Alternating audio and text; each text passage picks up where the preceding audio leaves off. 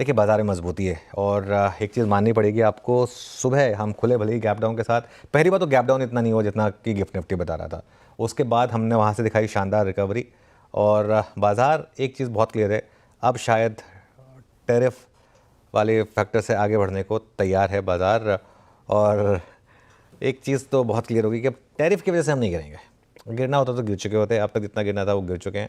अब हम टैरिफ की वजह से नहीं गिरेंगे, अब अगर गिरेंगे तो कोई और कारण है, कुछ देर में वो डिस्कस करेंगे। और एक चीज़, अब अगर टैरिफ आगे यहाँ से रिवर्स हुए जिसकी प्रोबेबिलिटी काफ़ी हाई है आगे जाकर, तो रैली जरूर आएगी उसकी वजह से, तो ये भी मार्केट के लिए एक अच्छी चीज़ है। ऑब्वियसली आईटी एक ऐसा सेक्टर है जहाँ पर थोड़ी सी दिक्कत है, और वो सही भी है क्योंकि थोड़ा सा दिखते हैं यहाँ पर डॉलर वीक हो रहा है। आईटी के लिए यूएस इकॉनमी सबसे इंपॉर्टेंट है, वो एक फैक्टर है, और यूएस एक मैन मेड रिसेशन के कगार पर है अब, उसमें कोई डाउट नहीं है। फार्मा में थोड़ी प्रॉफिट बुकिंग हुई आज ऊपर खुलने के बाद।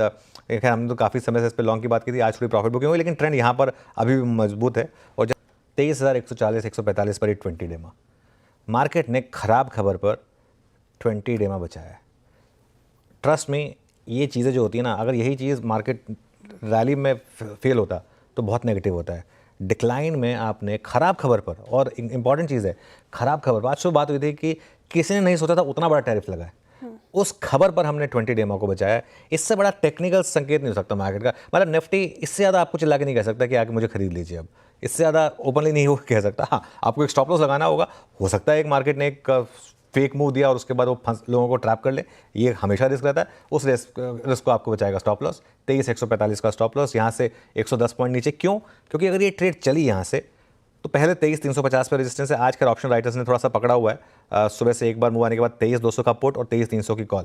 यहाँ मैसिव सेलिंग हुई है, तो हो सकता है एक बार के लिए आप यहाँ पर थोड़ा अटकें, लेकिन 23,350 अगर ये क्रॉस हुआ तो बड़ी रैली होगी, और उसमें फिर अगला पड़ाव होगा 23,500 का, और उसके बाद 23,650 और 23,650। वहाँ पर ये ट्रेंड पूरी तरीके से पॉजिटिव होगा, जहाँ 23,800 और 24,000 तक का भी रास्ता खुलेगा।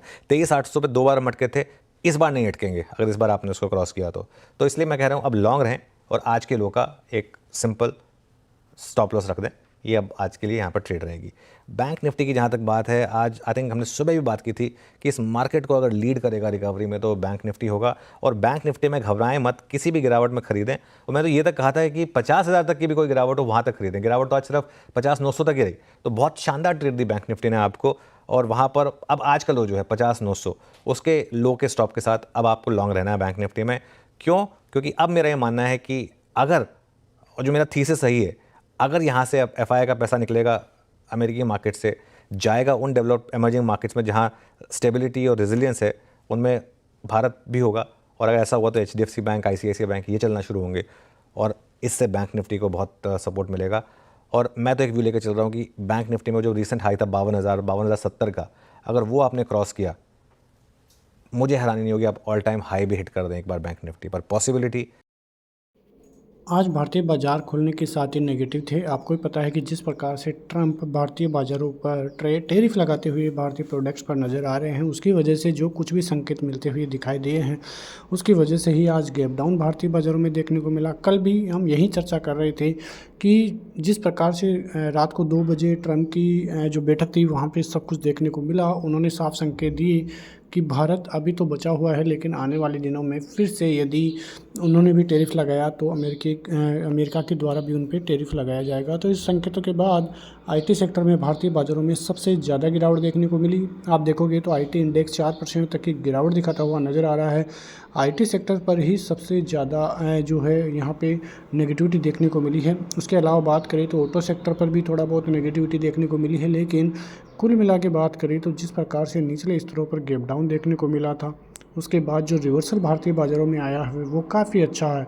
और इससे यही संकेत मिल रहे हैं कि भारतीय बाज़ारों में आगे आने वाले दिनों में भी यदि रिकवरी अच्छी रही तो भारतीय बाज़ार बहुत ज़बरदस्त तेज़ी दिखाते हुए नज़र आ सकते हैं। यहाँ पे आप निफ्टी और बैंक निफ्टी को देखोगे तो निफ्टी में तो फिर भी करीब 82 पॉइंट की गिरावट देखने को मिल रही है, लेकिन बैंक निफ्टी 51,500 के ऊपर की क्लोजिंग आज देता हुआ नजर आया है। मतलब यदि रिसेंट हाई जो कि 52,000 का है, यदि वो बैंक निफ्टी निकालता है तो फिर हमें हैरानी नहीं होगी कि bank Nifty all time high के लेवल भी पार करता हुआ दिखाई दे।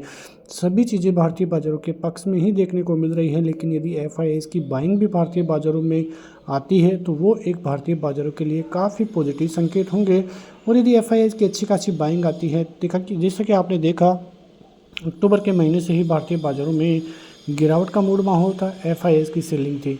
और यदि वो एफआईआईज़ की सेलिंग बाइंग में बदलती है और टोटल सेलिंग का 15 से 20-30% हिस्सा भी भारतीय बाज़ारों में आता है, तो आप अनुमान लगा सकते हैं कि भारतीय बाज़ार किस प्रकार तक की तेज़ी दिखाते हुए नज़र आ सकते हैं। क्योंकि जिस प्रकार की गिरावट, जिस प्रकार की सेलिंग भारतीय बाज़ारों में हुई है, उससे दुगनी स्पीड से भारतीय बाज़ारों में बाइंग आएगी। जब एफआईआईज़ को लगेगा कि भारतीय बाज़ारों के वैल्यूएशंस अच्छे हैं, अब यहाँ पे पैसे बन सकते हैं, और वहीं से भारतीय बाज़ारों की किस्मत भी बदलती हुई नज़र आएगी। फिलहाल सपोर्ट जोनों पर भारतीय बाज़ार टिका हुआ है। 23,100, 23,150 के अच्छे खासे सपोर्ट जोन हैं, और यदि वो टूटते हैं तो फिर आपको सीधे 22,800 देखने को मिलते हैं, और 22,800 भी टूटता है तो फिर दिक्कतें भारतीय बाज़ारों के लिए बढ़ती हुई आपको नज़र आ जाएगी। तो भारतीय बाज़ारों पर आपकी नज़रें ज़रूर रहनी चाहिए। भारतीय बाज़ारों में अब अच्छे खासे मौके मिलते हुए आने वाले दिनों में नज़र आने वाले हैं। यहाँ पे भारतीय बाज़ारों में कई चीज़ें अहम रहेगी। अब जो आने वाले दिनों में क्वार्टर 3 के नतीजे हैं वो भी धीरे-धीरे आना चालू हो जाएँगे, तो वहाँ से भी किस प्रकार के संकेत आते हैं उन पर भी नज़रें रहेगी। लेकिन जिस प्रकार का मुद्दा अमेरिका की तरफ से देखने को मिल रहा है, टैरिफ का जो संकट देखने को मिल रहा है, वो एक इस समय पे बहुत बड़ा संकट है। इसका जो हाल है वो कई देशों पर जो है देखने को मिल रहा है। कई देशों में नेगेटिविटी आती हुई दिखाई दे रही है, लेकिन अमेरिकी बाज़ारों पर भी आने वाले दिनों में इसका नेगेटिव इम्पैक्ट देखने को मिल सकता है। मिलते हैं नेक्स्ट वीडियो में, तब तक के लिए जय हिंद, जय भारत।